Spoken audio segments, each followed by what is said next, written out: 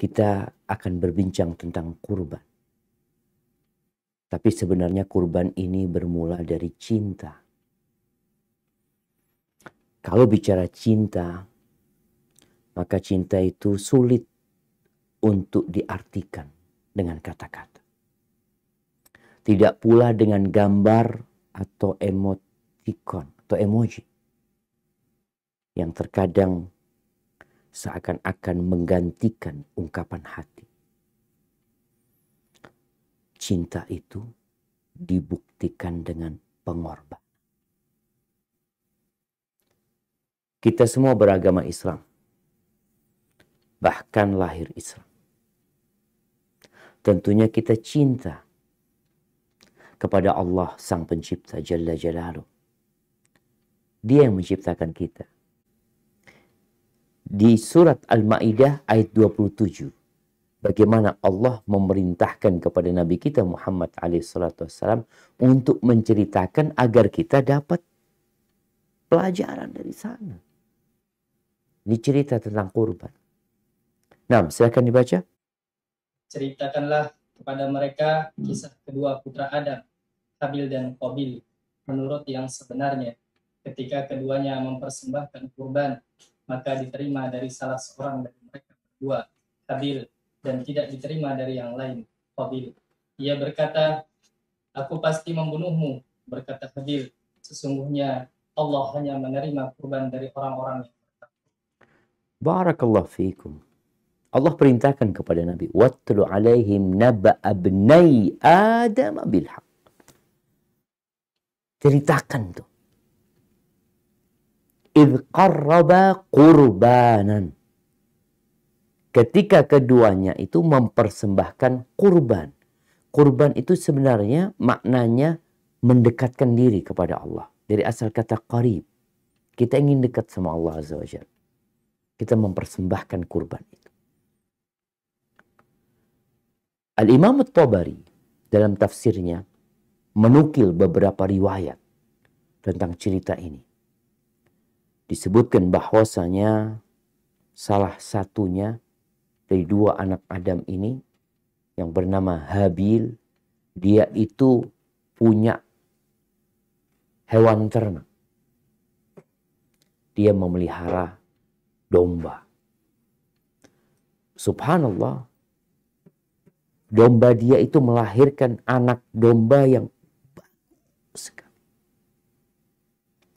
Dikatakan fa'ahabbahu hatta kana yu'thiruhu billayl.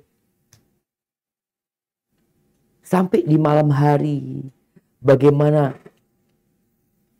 domba itu mempengaruhi tidur dia di malam hari. Wa kana yahmiluhu ala dhahrihi min hubbi. Sampai digendong. Domba itu dilepas biasanya. Karena cintanya digendong nih anak domba tersebut. Dan tidak ada dari semua harta yang dia miliki yang lebih dia cintai daripada domba yang dia miliki tersebut. Tatkala Allah perintahkan kepadanya untuk berkurban, apa yang dia kurbankan? Yang paling dia cintai.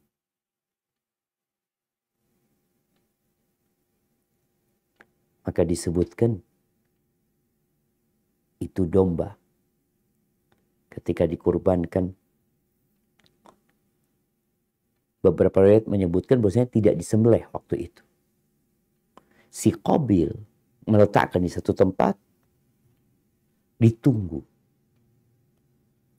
Kurban yang diterima akan ada api yang menyambar dari langit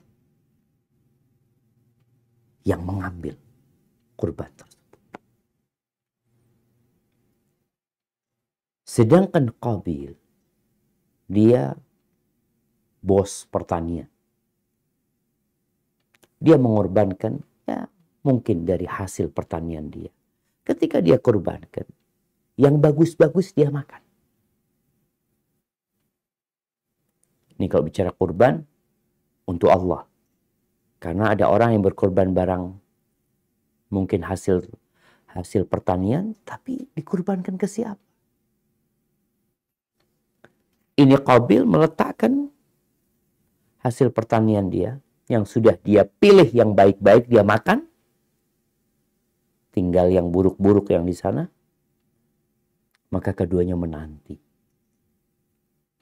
Tanda diterima tadi disebutkan akan ada api yang menyambar dari langit. Wah, subhanallah.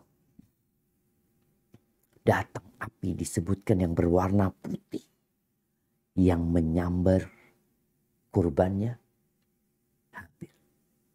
Dan disebutkan domba itu dibawa ke surga. Hidup di surga. Kemudian At-Tabari menyebutkan itu domba yang dijadikan pengganti Nabi Ismail nanti.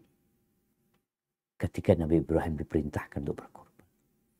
Allah Azza wa Jalla menyebutkan fatuqubbila min ahadihima wa lam yutaqabbal min al-akhar. Diterima dari salah satunya dan tidak diterima dari yang lain. Qabil marah.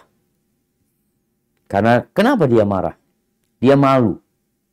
Bagaimana kalau ketemu orang di jalan nanti disebutkan nih yang korbannya tidak diterima. Maka akhirnya Qabil mengancam adiknya sendiri dengan mengatakan aku akan benar-benar membunuh. Habil ini secara fisik jauh lebih kekar daripada si Qabil.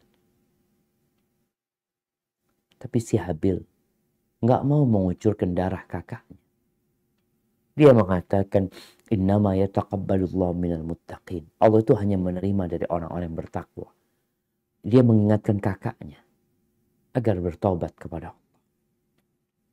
Dan si Habil mengatakan la in basatta ilayya yadaka litaqtulani ma ana bibasiti yadiya ilaika liaqtul. Kalau engkau tidak membunuhku dengan menggunakan tanganmu, aku nggak akan membunuh. Dan akhirnya dibunuh.